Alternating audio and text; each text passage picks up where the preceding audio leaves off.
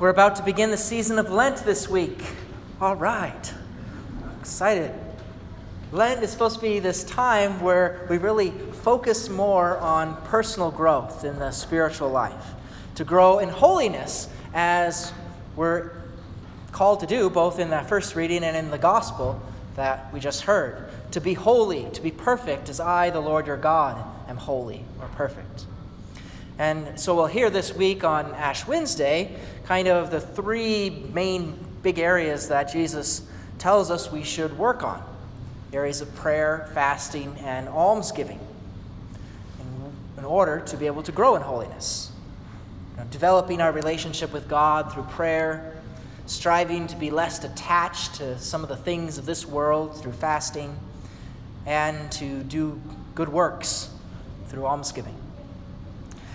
So as Lent begins, it's good for us to reflect upon what practical actions that the Lord is asking us to do in those different areas. Perhaps in previous years, you've done so specifically, choosing, well, these are the practices that I want to do. Maybe giving something up, trying to involve an increased prayer or good deeds that you want to do. And perhaps some of those days during those past Lents, you've found you've done a really good job. And maybe there's been other times in which the intentions kind of fall short. And you realize as you go through Lent, I don't know how well I've done in any of those things that I wanted to do. Well, we all kind of experience ups and downs when it comes to the spiritual life. Not just during the season of Lent, but really, every day, all year long. And there's times when we can feel especially close to God, and then there might be times in which we feel like He's kind of far away. Times when we have a lot of energy to do some of the good spiritual things we know we ought to do. Maybe we're excited to participate in a Bible study or to go to Mass or to make a holy hour. But then there might be other times when we try to pray and it just feels dry, heavy. We don't have any energy really for wanting to go to Mass or to serve others in our family, our church, the community. So don't feel bad if that sounds like you, because that's really all of us in the Christian life. We have these kinds of ups and downs when we're trying to follow the Lord. So this Lent, I want to kind of guide us through a teaching of the church that can help us better understand these kind of ups and downs that we can go to in our spiritual life, especially what's going on inside of us, how God may be speaking to us, or how we might have temptations that are drawing us away from Him. And this is a teaching that's based upon our Catholic tradition that was formulated into kind of 14 simple but yet very profound guidelines by St. Ignatius of Loyola, which he called them his rules for discernment. Because there's so much that goes on within us through our thoughts, feelings, the desires, and through these rules, he wants to try to help us understand what's going on, to reflect upon them, understand, where they're coming from. And this title, Discernment of Spirits, could sound complicated, but it's pretty simple. It's really short, practical, concrete guidelines that all of us can understand.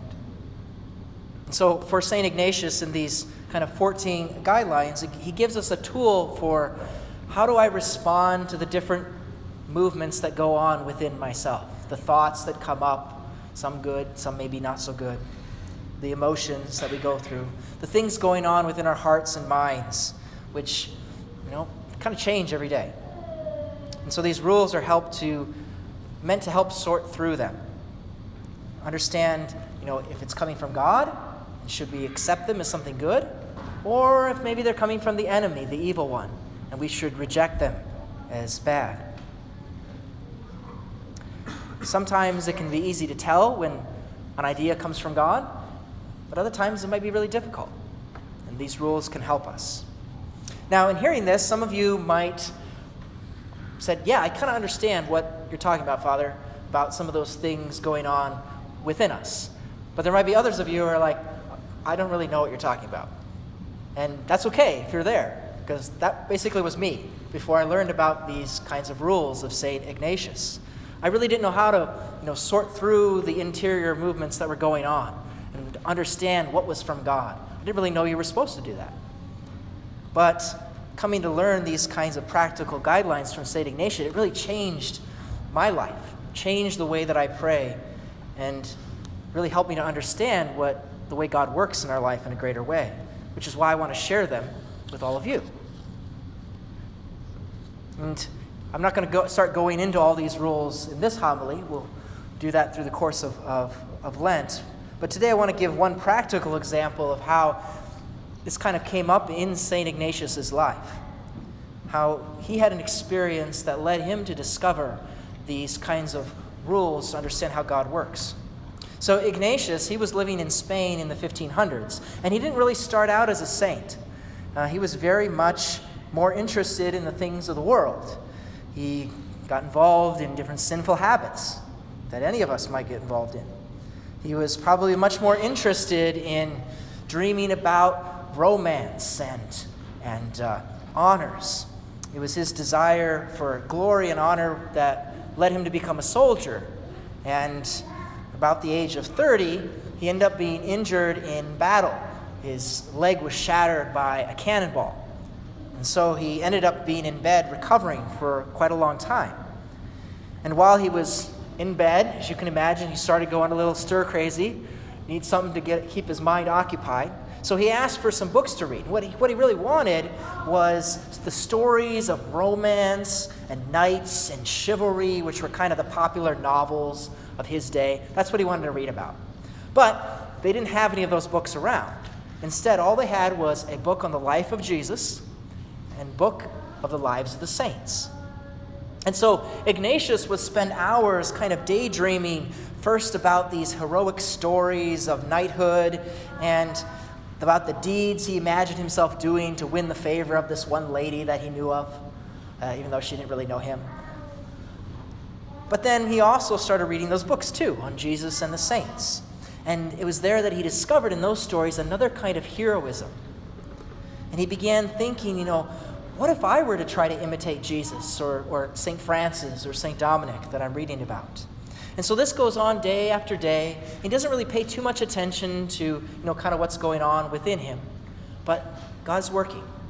And finally, there's a day of grace where Ignatius says that his eyes were opened. He said he recognized something going on within him. That when he was thinking about all those worldly stories of chivalry and romance, his heart was really engaged. He was really excited about those things. But then when he had to move on to other stuff, he found that his heart was dry and really not all that happy. But he found that when he was reading those other stories about Jesus and the saints and reflecting upon how maybe I could do that too, once again, his heart was really engaged and he was excited about that. And then when he put those stories to the side and went off to do the other things that he had to do that day, he found that in that case, his heart remained full of a kind of joy, that he was consoled and content as he went forward. And so Ignatius was starting to pay attention to some of the things that were going on inside of him. And he began to ask, well, why is this? Why is it that those stories leave me kind of empty inside when I finish them? And these stories about Jesus and the saints, they kind of fill me up. What's going on here? And so as he ponders it, he begins to realize that these thoughts that leave his heart empty are not really where God is leading him, but rather these thoughts that kind of fill him with a kind of joy. It's a sign that God is leading him in that kind of direction. And so once he realizes that, he takes action. He chooses what's leading him towards what's uplifting, and he lets go of some of those other things. He makes a life-changing confession. He goes back to Mass and to prayer in a greater way, and he begins performing acts of service to the poor. And so his life of sanctity really begins. And it's based upon this experience that he'll write out his rules for the discernment of spirits. So often when people come to me for spiritual advice, I find myself going back to these 14 rules that Ignatius gives us. And many have told me of how helpful they are in helping them understand the sometimes difficult things that they're going through. It's helped me immensely, certainly in my life. And so that's why I want to share them with all of you as well through the course of the coming weeks, my different homilies, to focus on some of these rules individually. It's a little bit difficult, though, since Father John and myself were back and forth between the different parishes. So that's kind of the challenge, that I know I won't be here for every homily and I won't be on the southern end for every homily. But if you want to hear some of the ones that you miss, maybe because either you're gone or I'm on the other end, all my homilies are recorded, and we put them on the website so that you can go back and you can listen to them if you want to hear some of the rules that maybe I preach when I'm at the other parishes. But these rules are so rich, so good, that even if you only hear some of them, they're still worth gleaning some of that wisdom of God that we hear of in the second reading today. To conclude, I'm going to ask this question. What if that day when St. Ignatius, when his eyes were opened, what if that hadn't happened? What if he hadn't been paying attention to what was going on inside of him and recognized how God was working? His life may have been completely different. He may never have changed his ways and become a saint. What would have happened then to all of the Jesuit saints that came out of the religious order that he started? He's the founder of the Jesuits. Would they have existed? We can think about all those ripple effects that go back to that one moment when, through the grace of God, Ignatius started paying attention to the things that were going on inside and how God was working. And so, thinking about that, I can ask you this as well. What would happen in our lives if we start to live with our spiritual eyes open, just a little, like St. Ignatius was?